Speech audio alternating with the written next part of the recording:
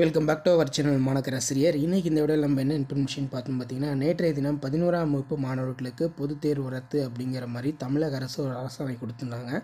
So அந்த ஜியோ தான் பார்க்க போகிறோம். ஸோ அரசாணை பார்க்குறதுக்கு முன்னாடி மாணக்கராசிரியர் இடத்துல சப்ஸ்கிரைப் பண்ணிட்டு வீடியோ ஃப்ரெண்ட்ஸுக்கு ஃபார்வர்ட் பண்ணி பாருங்கள். ஸோ இதான் பார்த்தீங்கன்னா இப்போ 11th பப்ளிக் எக்ஸாமினேஷன் கேன்சல் பண்ணுறதுக்கான ஜியோ அவங்களுடைய அஃபிஷியல் தமிழ்நாடு கவர்மெண்ட்டோட கேசட்டில் அப்டேட் பண்ணிட்டாங்க.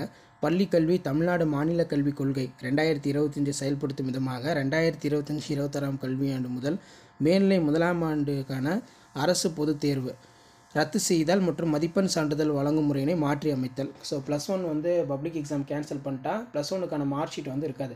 உங்களுக்கு ஒரே ஃபார்மெட்டில் பார்த்தோன்னா +2 மார்க் ஷீட் கொடுப்பாங்க. இனி வரக்கூடிய கல்வியாண்டில் பள்ளி கல்வித்துறை பார்த்தீங்கன்னா கொடுத்துருக்காங்க. இதுக்கு டோட்டலாக ஒரு 4 ஜியோ ரிலீஸ் பண்ணியிருக்காங்க. எப்போ அப்படின்னு பார்த்தீங்கன்னா 05/11/1976, அதே மாதிரி 7/5/1979, நெக்ஸ்ட்டு பார்த்தீங்கன்னா 22/5/2017. அந்த 2017 தான் பார்த்தீங்கன்னா +1க்கும் பப்ளிக் எக்ஸாமினேஷன் கண்டக்ட் பண்ணணும்னு ஏடிஎம்கே ஆட்சி காலத்தில் கொண்டு வந்தாங்க. இப்போ டிஎம்கே பார்த்தீங்கன்னா 15/9/2025 கேன்சல் பண்ணுறாங்க. ஸோ அதன் அடிப்படையில் மேலே முதலாவதாக படிக்கப்பட்டுள்ள அரசாணையில் தமிழ்நாடு முழுவதும் பள்ளி கல்வி மற்றும் உயர்கல்வியில் அந்த 10-2-3 என்ற முறையினை நடைமுறைப்படுத்தி ஆணை வெளியிடப்பட்டது.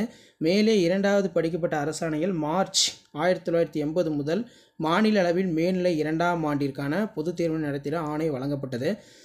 மேலே மூன்றாவதாக படிக்கப்பட்ட அரசாணை 2017-18ஆம் ஆண்டிற்கான மார்ச் 2018 +1 மாணவர்களுக்கு பொது தேர்வு நடத்த ஆர்டர் போட்டிருந்தாங்களா.